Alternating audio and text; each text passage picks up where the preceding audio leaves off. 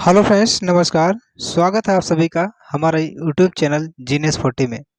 दोस्तों, हिंदी सीरीज के अंतर्गत हम लोग प्रैक्टिस सेट को सॉल्व कर रहे हैं और इस प्रैक्टिस सेट की सीरीज में आज हमारा तीसरा प्रैक्टिस सेट है और जिसमें हमारा पहला प्रश्न है। आइए देर ना करते हुए शुरू करते हैं। महोर्मी का संधि विच्छेद है।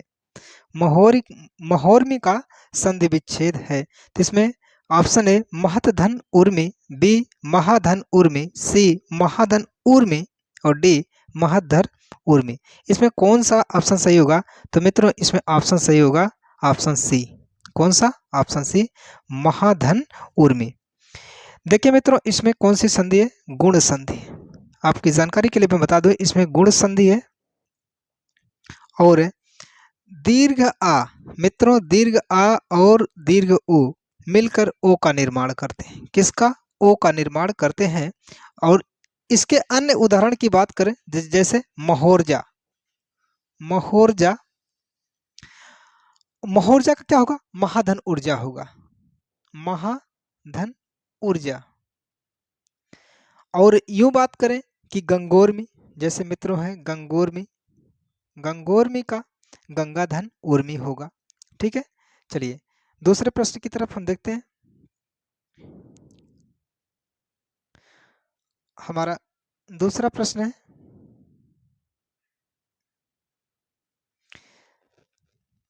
समष्टि का विपरीतार्थी शब्द है। समष्टि का विपरीतार्थी शब्द है। इसका ऑप्शन है विशिष्ट, अशिष्ट, अपुष्ट और वेष्टि। तो इसमें कौन सा ऑप्शन सही होगा? इसमें ऑप्शन डी सही होगा। मित्रों, कौन सा ऑप्शन सही है? इसमें ऑप्शन डी सही है। समष्टि का विपरीतार्थी शब्द वेष्टि होता है, जबकि विशिष्ट का सामान्य होता है। अगर विशिष्ट क्या विलोम की बात करें तो इसका सामान्य होता है मित्रों। और इसके बाद जो अशिष्ट है, इसका विपरीतार्थी करें तो शिष्ट हो जाएगा, शिष्ट हो जाएगा। ठीक है मित्रों। और अपुष्टि का क्या हो जाएगा? पुष्टि हो जाएगा। चारों ऑप्शन समझ लीजिए, इसका पुष्टि हो जाएगा। और वेष्टि का समष्टि होगा। तो इसमें ऑप्शन कौन सा सही है? ऑप्शन डी सही है। ठीक है, चलते हैं मित्रों नेक्स्ट प्रश्न पर। क्वेश्चन 3 है हमारा, करपट का तद्भव रूप है। करपट का तद्भव रूप है। ऑप्शन ए कपट, बी कारपेट, सी कपूर, डी कपड़ा। तो इसमें कौन सा ऑप्शन सही है? ऑप्शन डी कपड़ा। कौन सा ऑप्शन सही है इसमें? कपड़ा। ठीक है मित्रों, करपट का तद्भव कपड़ा होता है, जबकि कपड़ा का तत्सम करपट। ठीक है, चलिए नेक्स्ट अगले प्रश्न की तरफ हम चर्चा करते हैं। चर्चा हमारा चौथा प्रश्न पर। रमणी में कौन सा प्रत्यय है? रमणी में कौन सा प्रत्यय है? ऑप्शन ए अनि, बी ई, सी रम, डी हमारा ड़ी है। तो इसमें कौन सा ऑप्शन सही है? ऑप्शन ए सही है मित्रों। इसमें ऑप्शन ए अनीय सही होगा। रमणी में अनी प्रत्यय है। अनी प्रत्यय के अन्य जैसे उदाहरण की बात करें तो आदरणीय, उल्लेखनीय, अभिनंदनीय इत्यादि। ठीक है मित्रों, चलिए अपना पांचवा प्रश्न है, रौद्र रस का अस्थाई भाव क्या होता है? तो मित्रों, रौद्र रस का अस्थाई भाव क्रोध होता है। कौन सा? क्रोध होता है। इसमें ऑप्शन ए सही है। कौन सा? क्रोध होता है। ठीक है, चलिए इसके बाद छठा प्रश्न है हमारा, श्री गुरु चरण सरोज रज, निज मन मुकुर सुधार, वर्ण और रघुबर विमल जस, जो दायक फलचार में छंद है। तो इसमें सबको पता होना चाहिए कि यह एक दोहा छंद है मित्रों। क्या है? दोहा। क्या है? दोहा। श्री गुरु चरण सरोज रज, निज मन मुकुर सुधार, वर्ण और रघुबर विमल जस, जो दायक फलचार। ये दोहा छंद है। इसमें प्रथम और तृतीय चरण में, देखिए प्रथम और तृतीय चरण में ध्यान दीजिएगा मित्रों, 13-13 मात्राएं होती हैं। 13-13 मात्राएं होती हैं। और द्वितीय तथा चतुर्थ चरण में मित्रों, द्वितीय और चतुर्थ चरण में 11-11 मात्राएं होती हैं। ठीक है मित्रों, कितना? 11-11 मात्राएं होती हैं। आइए नेक्स्ट प्रश्न पर चर्चा करते हैं हम। हमारा सातवां प्रश्न है, शुद्ध वाक्य है, शुद्ध वाक्य है। तो पहला ऑप्शन है मोहन और गीता गा रही है। देखिए, गीता और मोहन गा रहा है, और मोहन और गीता गा रहे हैं, और मोहन और गीता गा रही है। तो इसमें कौन सा ऑप्शन सही है? ऑप्शन सी, मोहन और गीता गा रहे हैं। ठीक है मित्रों, ऑप्शन सी सही होगा। यही अगर देखिए मोहन और गीता, ठीक है, अगर इसके मध्य हमने अथवा का अगर उपयोग किया होता, मोहन अथवा गीता गा रही, तभी तो ये ऑप्शन सही होता। लेकिन दोनों में जो कंजंक्शन अथवा, कहने का तात्पर्य है दोनों में जो संयोजन शब्द लगा हुआ और लगा हुआ है, तो जो क्रिया प्रयोग होगी वो बहुवचन होगी और दोनों के अनुसार प्रयोग होती है। ठीक है मित्रों, चलते हैं, इसमें ऑप्शन आप लगा लीजिएगा, ऑप्शन सी सही है। चलिए नेक्स्ट, अगला प्रश्न है हमारा 8वां प्रश्न, इन शब्दों में से कौन सा शब्द हिंदी शब्दकोश में सबसे अंत में आएगा? तो हमारा 8वें प्रश्न का ऑप्शन ए क्लीप, बी क्रम, सी कृषक और डी कृषाणु। तो इसमें कौन सा ऑप्शन सही है? ऑप्शन ए सही होगा मित्रों। कौन सा ऑप्शन सही होगा? Option A clip. अगर यूं बात करें इसके सीक्वेंस की, तो ये पहले नंबर पे आएगा कृषाण, उसके बाद कृषक दूसरे नंबर पे आएगा। ठीक है, अगर कहने का तात्पर्य अगर बढ़ते हुए क्रम में बात करें तो इसके बाद क्रम आएगा 3, और सबसे अंत में कौन आएगा? क्लीब आएगा, ये 4 नंबर पे आएगा।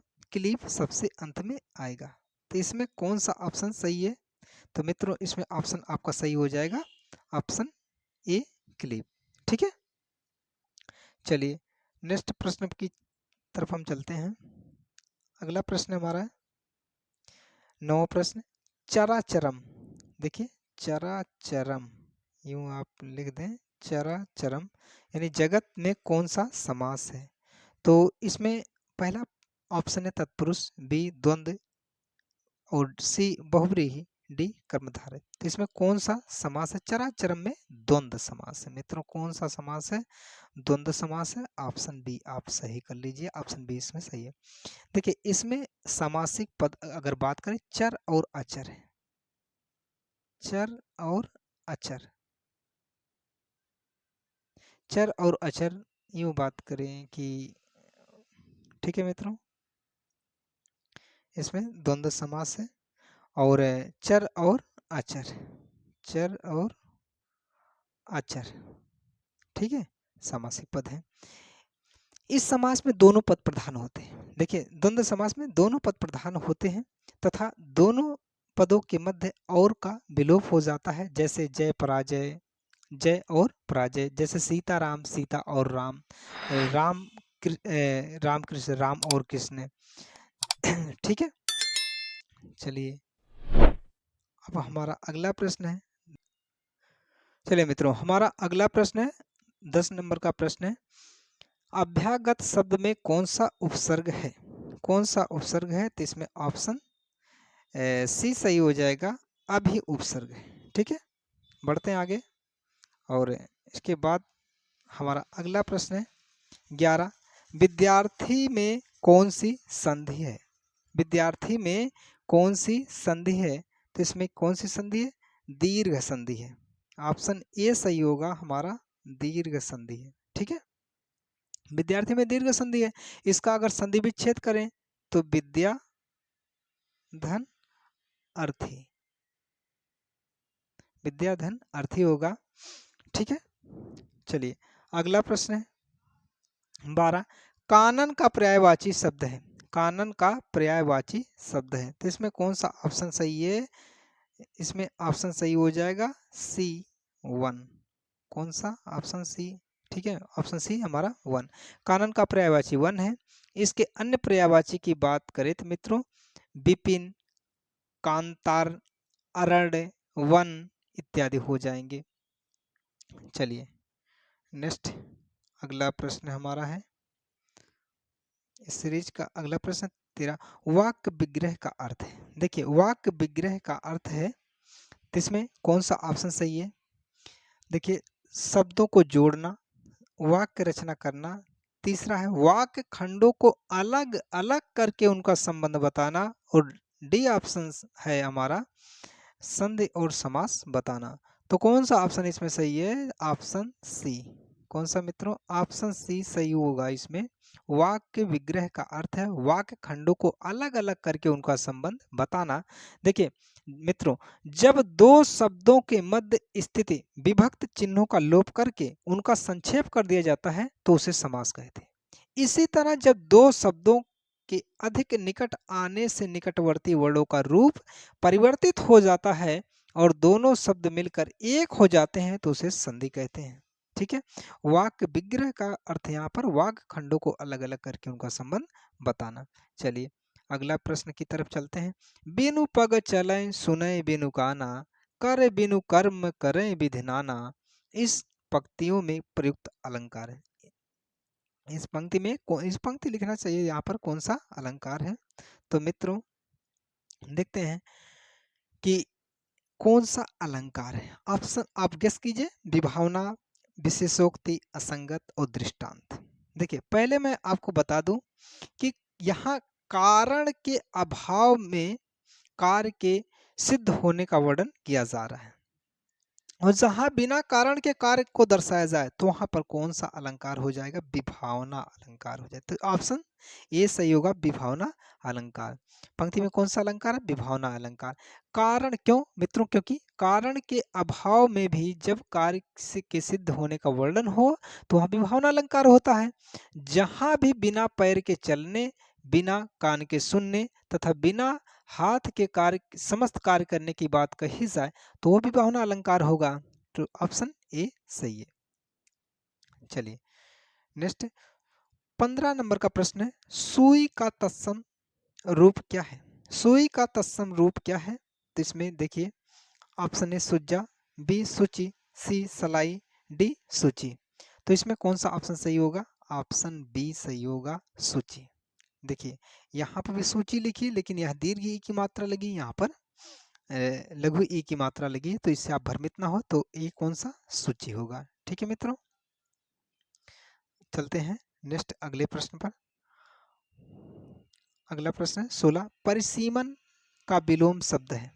परिसीमन का विलोम शब्द है ससीम, निर्सीमन, असीमन, ससीमन। तो इसमें कौन सा ऑप्शन सही होगा? ऑप्शन सी, यहाँ पर असीमन सही होगा। कौन सा? असीमन सही होगा। और आपकी जानकारी के लिए परिसीमन का अर्थ है सीमा निश्चित करना। अगर परिसीमन की अगर बात करें तो सीमा निश्चित करना, निश्चित करना। जबकि मित्रों असीमन का अर्थ होता है कि सीमाओं का समापन। यहाँ सीमाओं का समापन, समापन, सीमाओं का समापन होगा। ठीक है, अगला 17 नंबर का प्रश्न है, धूसर शब्द का पर्याय है। धूसर शब्द का पर्याय है। तो धूसर किसका? गर्दभ का। यहाँ ऑप्शन सी होगा, किसका? गधे का पर्याय। धूसर शब्द का पर्याय गर्दभ। इसके अन्य पर्यायवाची की बात करें तो गधा, जैसे गधा। वैशाख नंदन भी होगा। क्या? वैशाख नंदन, नंदन। और रासभ, रासभ है। और घन है, नीरद है। और पयोद है, पयोद है। वारिद है, वारिद। जलधर है, क्या? जलधर है। ठीक है, ये सारे चीजें क्या है? हमारे धूसर शब्द का पर्याय है। ठीक है, चलते हैं नेक्स्ट अगले प्रश्न पर। 17 के बाद 18 नंबर प्रश्न है, धूतो अर्थात जीवों द्वारा होने वाला दुख वाक्य के लिए एक शब्द है। वाक्य के लिए एक शब्द है। आदि दैविक, और बी आदि भौतिक, सी आदि दैहिक, और डी आत्मघाती। तो इसमें कौन सा मित्रों प्रश्न ऑप्शन सही है? ऑप्शन सी सही है, आदि दैहिक। आदि दैहिक शब्द यहाँ पर सही है। चलिए अगले प्रश्न का 19 नंबर का प्रश्न है, ऊंट की चोरी निहुरे निहुरे का अर्थ है। देखिए ऊंट की चोरी निहुरे निहुरे का अर्थ है, तो इसमें ऑप्शन बी सही होगा। ऑप्शन बी का मतलब है बड़े काम छिपाकर नहीं किया जा सकता या नहीं किए जा सकते। ठीक है, तो कौन सा ऑप्शन सही है? ऑप्शन बी सही है। चलिए, इसके बाद अंतिम प्रश्न हमारा रहेगा, इसमें देखिए आप सही कर लीजिए, ऑप्शन बी इसमें सही है। तो 20 पंकज में कौन सा समास है? पंकज में कौन सा समास है? देखिए, पंक धन अज, पंक मतलब कीचड़, अज मतलब खिलना, ठीक है, और या जन्म लेने वाला। तो कीचड़ में जो जन्म जन्म लेता है, जो उगता है, तो अर्थात कमल। तो इसमें अगर तीसरे अर्थ की की प्राप्ति हो रही है, तीसरे अर्थ की प्रधानता शो हो रही है, तो वहां पर कौन सा समास हो जाएगा? बहुव्रीहि समास हो जाएगा। अर्थात पंकज में कौन सा समास? बहुव्रीहि समास। कौन सा? बहुव्रीहि समास है। बहुव्रीहि समास में पूर्व पद व उत्तर पद में कोई भी प्रधान नहीं होता मित्रों। एक बात जानिए, इसमें जो तीसरा अर्थ आता है वो उसी की प्रधानता होती है, ठीक है। ये हमारे टॉप 20 प्रश्न थे, आप इसे सही कर लें, पंकज। इसी तरह के वीडियो में बने रहें और आप वीडियो को लाइक करें, शेयर करें, कमेंट करें और हमारे चैनल को जरूर सब्सक्राइब करें। धन्यवाद।